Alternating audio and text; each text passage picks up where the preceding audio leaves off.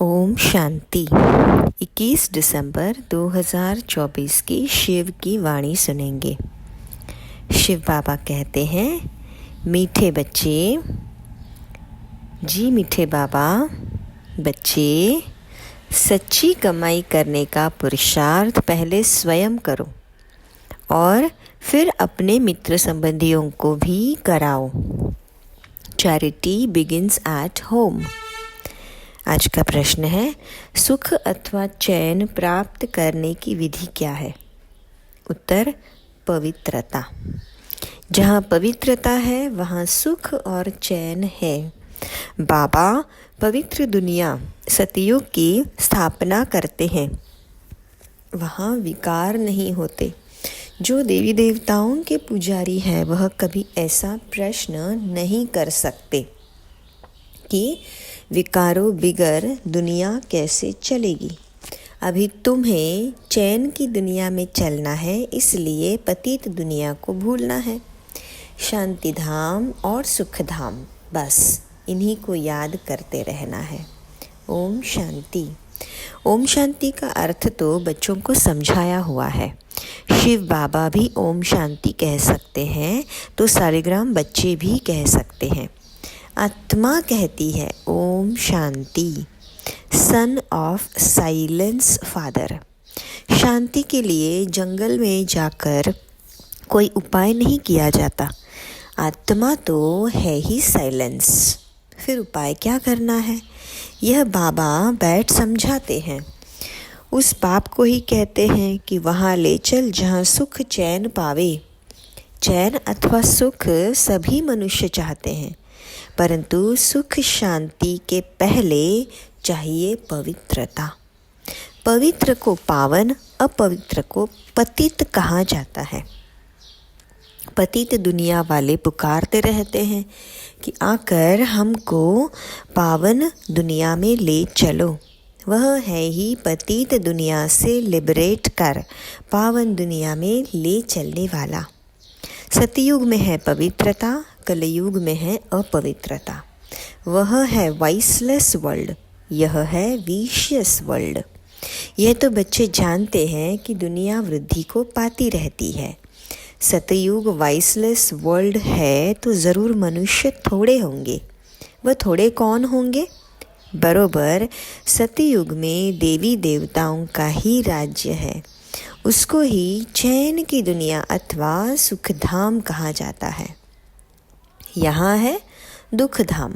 दुखधाम को बदल सुखधाम बनाने वाला एक ही परम पिता परमात्मा है। सुख का वर्षा ज़रूर बाप ही देंगे। अब वह बाप कहते हैं, दुखधाम को भूलो, शांति धाम और सुखधाम को बुद्धि से याद करो। इसको ही मन मना भव कहा जाता है। बाबा आकर हम बच्चों को सुखधाम का साक्षात्कार कराते हैं, दुखधाम का विनाश कराए शांति धाम में ले जाते हैं। इस चक्र को समझना है। 84 जन्म लेने पड़ते हैं। जो पहले सुखधाम में आते हैं उन्हों के हैं 84 जन्म। सिर्फ इतनी बातें याद करने से भी बच्चे सुखधाम के मालिक बन सकते हैं। बाबा कहते हैं, बच्चे शांति धाम को याद करो और फिर वर्षे को अर्थात सुखधाम को याद करो। पहले पहले तुम शांति धाम में जाते हो तो अपने शांति धाम ब्रह्मांड का मालिक अपने को समझो। चलते फिरते अपने को वहाँ के वासी समझेंगे तो यह दुनिया भूलती जाएगी। सतयुग है सुखधाम, परंतु सभी तो सतयुग में आ नहीं सकते। यह बातें समझेंगे ही वह जो देवताओं के पुजारी है। यह है सच्ची कमाई जो सच्चा बाबा सिखलाते हैं। बाकी सभी है झूठी कमाइयाँ। अविनाशी ज्ञान रत्नों की कमाई ही सच्ची कमाई कही जाती है।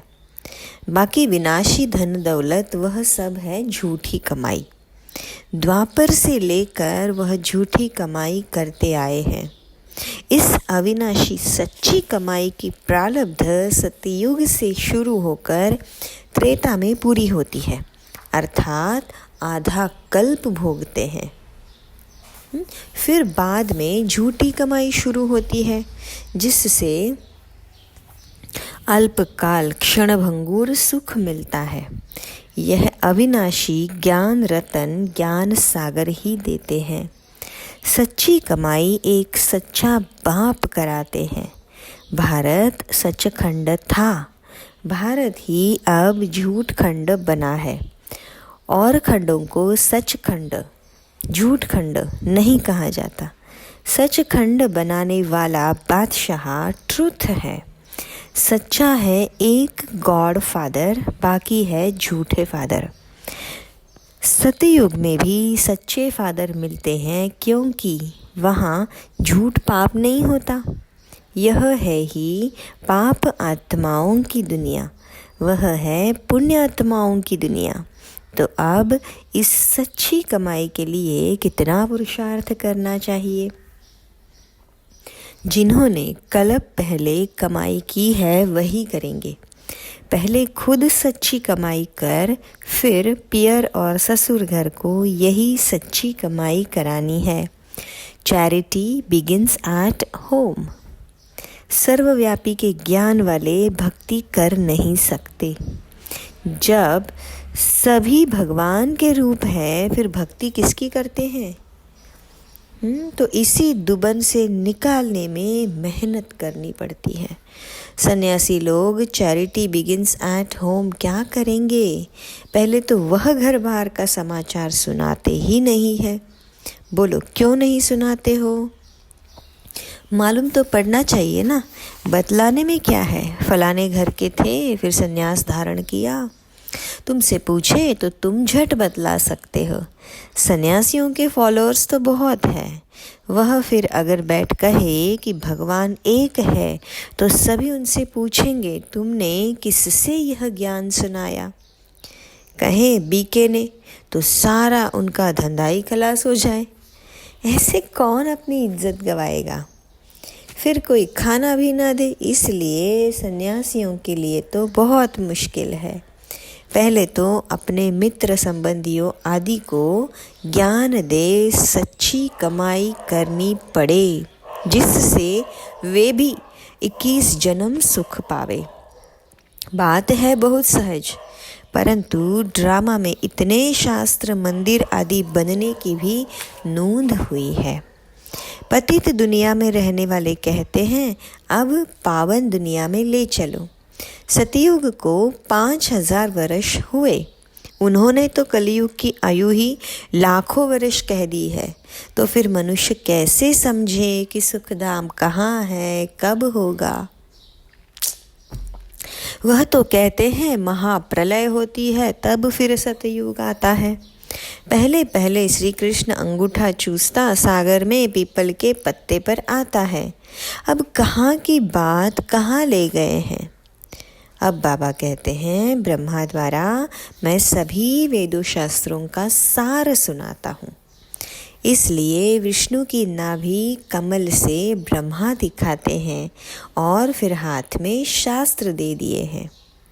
अब ब्रह्मा तो ज़रूर यहाँ होगा। सूक्ष्म वतन में तो शास्त्र नहीं होंगे, ब्रह्मा यहाँ होना चाहिए। विष्णु लक्ष्मी नारायण के रूप भी तो यहाँ ही होते हैं।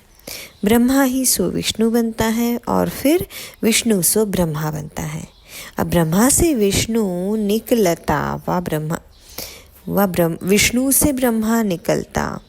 यह सब समझने की बातें हैं, परंतु इन बातों को समझेंगे वह जो अच्छी रीति पढ़ेंगे। बाबा कहते हैं जब तक तुम्हारा शरीर छूटे तब तक समझते ही रहेंगे। तुम बिल्कुल ही 100% बेसमझ कंगाल बन पड़े हो। तुम ही समझदार देवी देवता थे, अब फिर से तुम देवी देवता बन रहे हो। मनुष्य तो बना ना सके। तुम सो देवता थे, फिर 84 जन्म लेते लेते एकदम कलाहीन हो गए हो। तुम सुखधाम में बहुत चैन में थे, अब बेचैन हो? तुम 84 जन्मों का हिसाब बता सकते हो। इस्लामी, बौद्धी, सिख, ईसाई, मठ, पंथ सब कितना जन्म लेंगे, यह हिसाब निकालना तो सहज है। स्वर्ग के मालिक तो भारतवासी ही बनेंगे। सैपलिंग लगती है ना, यह है समझानी। खुद समझ जाए तो फिर पहले पहले अपने माता पिता, बहन भाइयों को ज्ञान देना पड़े। गृहस्थ व्यवहार में रहते कमल फूल समान रहना है। फिर चैरिटी बिगिंस एट होम। पियर घर, ससुर घर को नॉलेज सुनानी पड़े। धंधे में भी पहले अपने भाइयों को ही भागीदार बनाते हैं। यहाँ भी ऐसे हैं।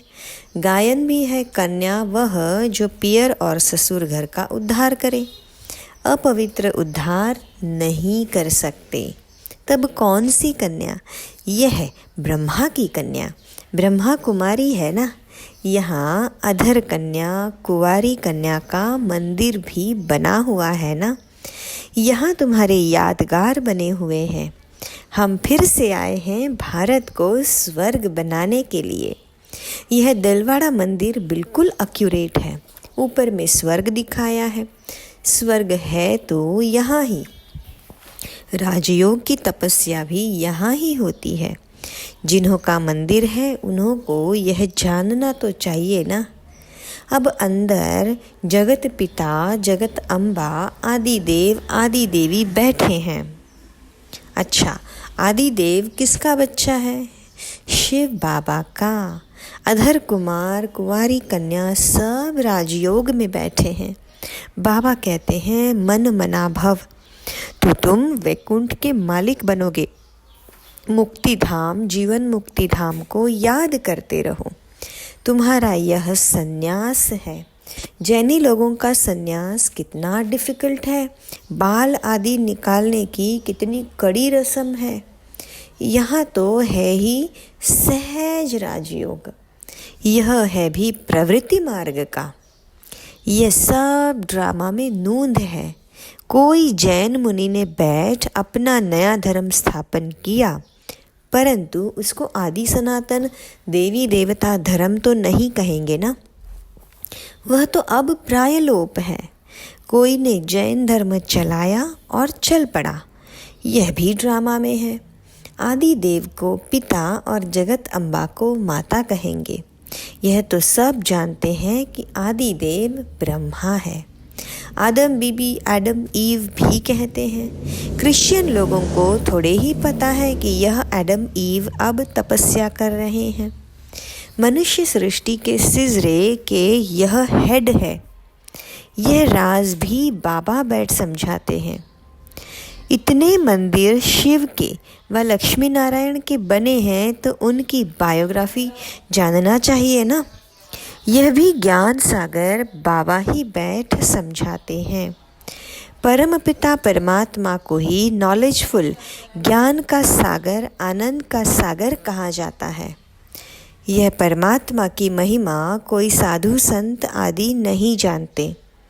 वह तो कह देते परमात्मा सर्वव्यापी है, फिर महिमा किसकी करे है। परमात्मा को न जानने के कारण ही फिर अपने को शिवोहम कह देते हैं। नहीं तो परमात्मा की महिमा कितनी बड़ी है। वह तो मनुष्य सृष्टि का बीज रूप है।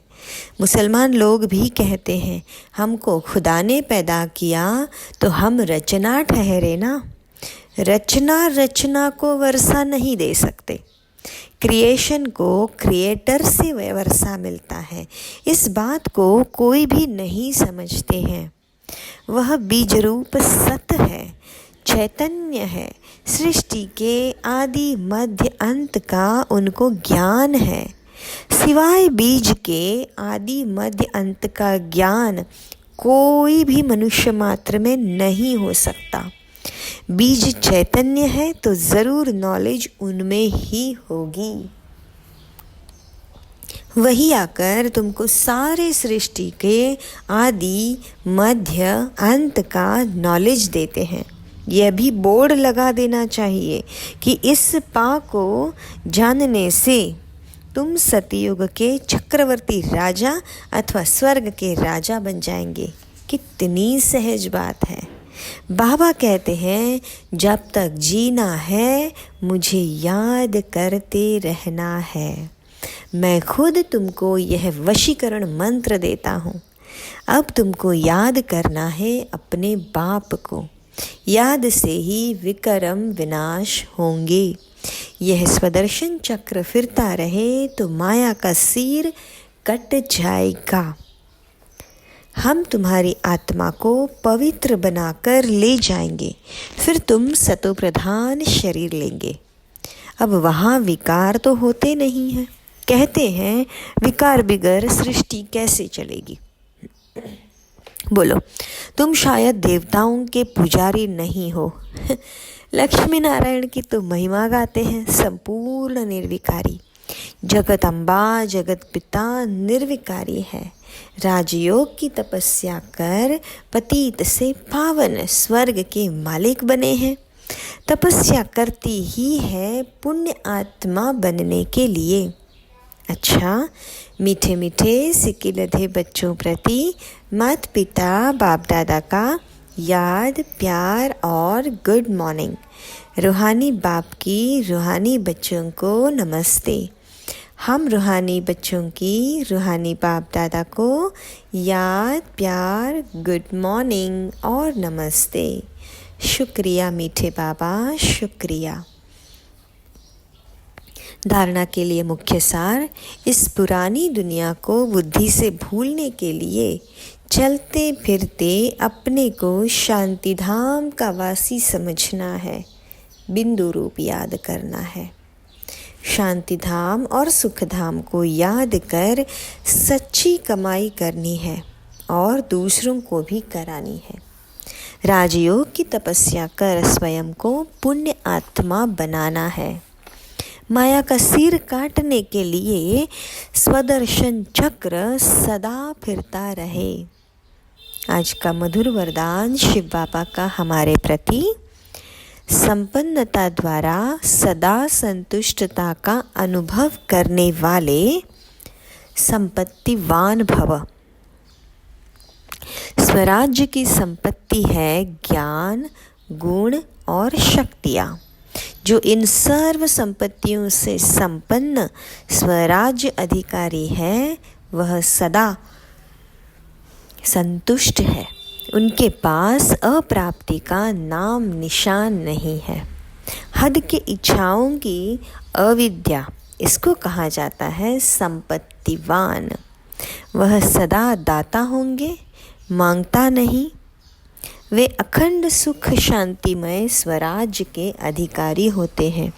किसी भी प्रकार की परिस्थिति उनके अखंड शांति को खंडित नहीं कर सकती।